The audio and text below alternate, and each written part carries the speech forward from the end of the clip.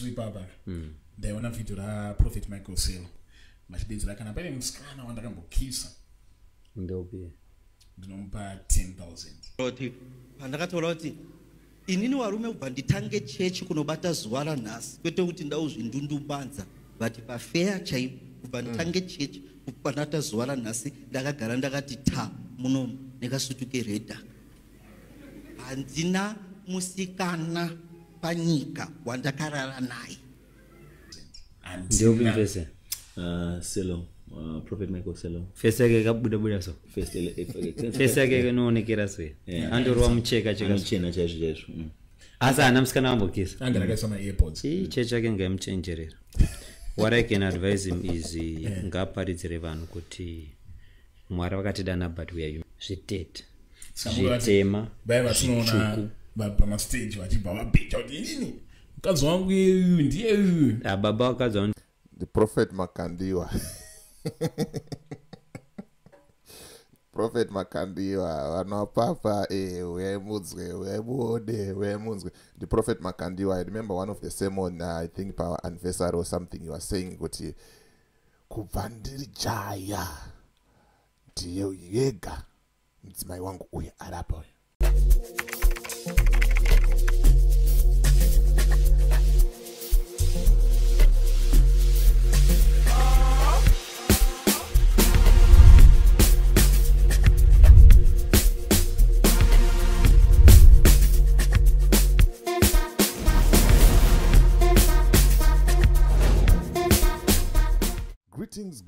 Greetings, and more greetings to you good people. My name is DJ Oli and welcome to 0.5 Creative Studios. Chitubu che content, chitubu chisingapwe, chitubu chinonwa nemunhu wese, chitubu chakavhenekwa, chikaongororwa nana mazvikokota kunzi aiwaka. Chitubu ichi chine content iri healthy, content yakachena, content iri clean, content yakakodzera kunge chikonsumwa nemunhu akaita kunge iwewe. Ndosaka uri panapa muzuva ranhasi. So if it's your first time here, tanya subscribe button and the notification bell so that you don't miss out on any exciting content uploaded. Kana ungo wagara uri mugaro wepanapa udangokutenda nekuti sei nekukurumidza kubhadhara rendi. Thank you very much for supporting 0.5 Creative Studios. Panapa ndauya nehondo nenyaya anzi hondo kondo mawane umwe muprofita akataura akati inini kana paine musikana wandakarara naye kana wandakakisa kubva pandakatanga kuita basa raMwari ngaauye ndimupe 10,000. Umwe muprofita akati akanaka here muprofita iyeye zvikanzi ngaasaite izvozvo nekuti anozoita sezvandakaita inini. Unofanira kuti ufambe, unofanira kuti utambe ujaya, wofamba rwendo rweujaya wozosvika paunoti ndaneta ezvino izvi. Saka ndauya nemaprofita maviri aya kuti mutongewo nyaya iyi kuti munoionawo sei. Hai ndonakirwa zvakidi. Saka ndisandapinda muvidhio iri, I will play both videos movanzwira vega vachitaura maprofita aya. Mawani chaiwo mawani handitika, but ndisandaenda zvangu kumberi ndisati ndanyanyotaura zvakawanda. Ndikuda kungoti ndikuudzei nezvegwenzi rinonzi phytomed. Ndo gwenzi riri kupisa zvamanje manje, ndo gwenzi rekuti unofanira kugara naro mudheni, whether uri kurwara whether hausi kurwara, but unofanira kunge une package yako mudheni. Ini ndine randiri kurova iro rakanzi blend iro retea, herbal blend iro retea, iyo matea bags ayo anopedza dumbu.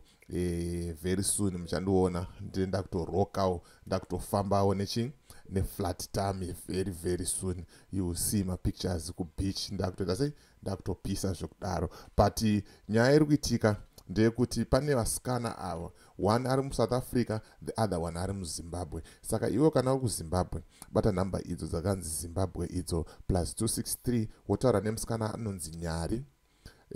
Kana uri kuSouth Africa wobata nhamba dzakanzi +27 idzo wotaura nemusikana anonzi Fochi. Musakangana kuvaudza tabva kuna DJ Holly kuti mupiwe madiscount emandoro kwati handitika.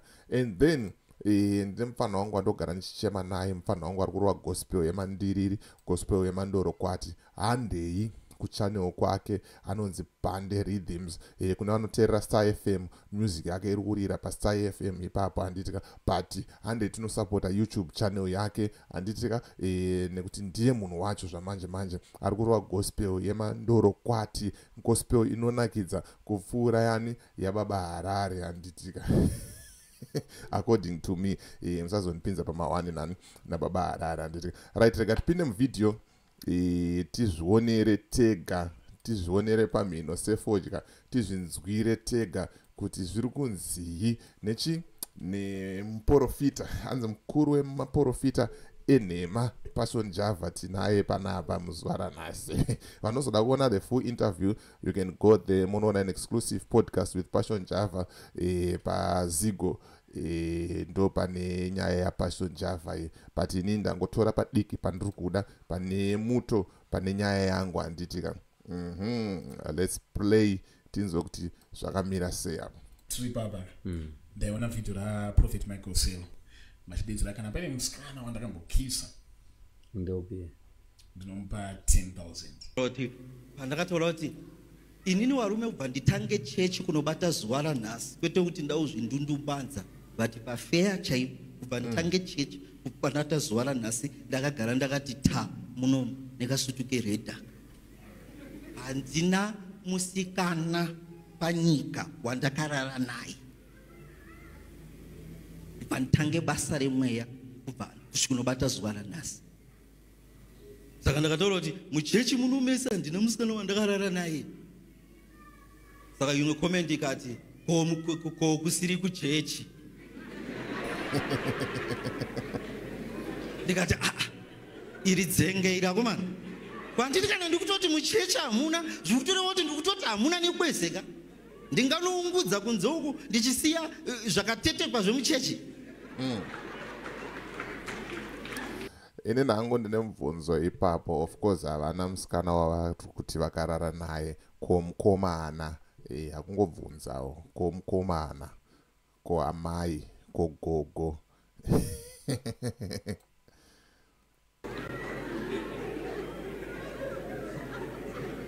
Varume kubva nditange basa iri inini ndinomira kai ndichitaura handinzvenge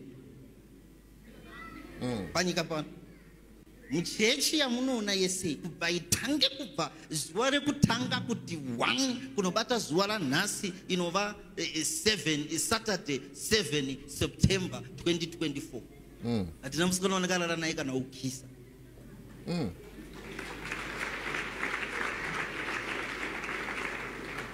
Ndiri kufamba ndichidzidziswa nemweya. Ndopatikadare handina. Saka kune vanotoboikana nazvo kuti Sello chida kuonererwa zvine basa rei. Ndo zvachoka zvikutitadzisa kufamba naMwari zvacho, ukaona uchiita dambudziko nemufundisi akachena.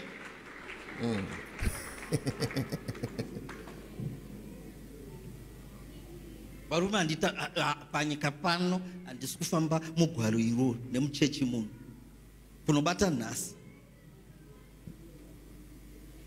Kana paine mumwe chete anoti yekuti anofa ndainyanyira pamwana wamwana kuti ayekufa vanhu vaijaira. Kana paine mumwe chete anoti Sello wakarara neni kana kuti wandikisa panyika panapa, regai titsvage imwe inotyisa. Alright. Kana paine musikana anotaura kuti Sello wakarara neni kana kuti anotaura kuti wakandikisa, ndinokupa 10,000 United States dollars. Izvezvo. Pose yekuuraya, pose muchida yekuuraya iyi pamwe right iyi manje magetsika tiri palive akauya kuti wakarara neni ndikasamupa iri kustreamwa live paFacebook kai nyika inoti Sello ipa mwana mari yake. Saka kana paine 1 anotaura kuti iwe wakarara neni uyo wamira apa ndikupe 10,000 United States dollars. Tiri baba. Right, mazvinzwira mega kuti paiswa 10 guda zvikanzi ndo problem yaunayo, unoita dambudziko nemunhu waMwari. Amenoti hondo iyi inopera zvakanaka here, rega tichinzwa mukuru wemaprofita enhema. Passion the Java. Asisiri gafa kana kuti Java the Java. Pakashata baba. Prophet Michael Sello. Machidedzera kana pane musikana wandakambokisa ndopi ndinomupa 10,000. ndopi mfese Sello, Prophet Michael Sello. fese yake kabuda so fese yake kanoonekera sei andorwa mucheka Chena chaizvo. asa ana musikana wambokisa anga rakaisa ma-airpods. chechi yake ngaimuchenjerera. What I can advise him is ngaparidzire vanhu kuti Mwari vakatidana but we are human beings. Because problem ndakaita inini ndo yaanogona kuzoita. Because in life it's either you suffer now and enjoy later, or you enjoy now and suffer later. What I'm trying to do is what I'm trying to say is ukasatamba ujaya uri jaya pauchazokura uchatinetsa. Because it's nature yaukurwa nayo. Zvafana kuda ujamba motanga kuparidza uchifamba mhepo unodona. Force of gravity inotoramba yega. Saka zvekuti munhu wese wechirume achaye it's normal. Even ukanzi una Mwari mizhinji sei. Nyama inyama. Unofanira kumboruwa zvikobvu zvitete. Zvitema. Baiva tinoona pamastage vachibva vabheja kuti inini mukadzi wangu iyu ndiye uyu. Baba wakadzi wangu the Prophet Makandiwa. Prophet Makandiwa vanopapa wemudzwe the Prophet Makandiwa. I remember one of the sermon I think our anniversary or something you were saying kuti kubva ndiri jaya ndiye yega mudzimai wangu uye arapa wandakarara naye. Mawani baba mawani but tikazvitaura manje vanokecha mafeelings vana vacho manje vana vacho vanenge vachitoshandiswa nemweya wakaipa. Vanosapota zvinhu zvakaipa vanokecha zvototi pamuchaona ukangoona comment chete iri mucomment section inenge chitongondituka nenyaya yamakandiwa iyo chimbowaziva kuti mwana wapapa muregererei musiye akadaro. Handiwanzowerera nhangu nezvinotaurwa naPassion Java kazhinji kacho but aya mashoko ari kutaura aya ane uchenjeri mukati. Hasikurira ndomubhilivha zvaanoita, hasikurira ndomubhilivha on the prophet but ndikutaura kuti mashoko ari kutaura ane uchenjeri because vamwe vakaudzwa hondo nemurwere wepfungwa vakamuseka, hondo ikazouya vakazoparara. Hanzi unofanira kutotamba ujaya nekuti ukasatamba ujaya uchazoda kuutamba wasekuru, uchazoda kuutamba waani wababa wamumba. Saka stage iyoyo inofanira ita sei kufurwa nayo. Amen. Isawo comment mucomment section uti hondo yemaprofita aya mawiri aya zvinopera mushe here apa.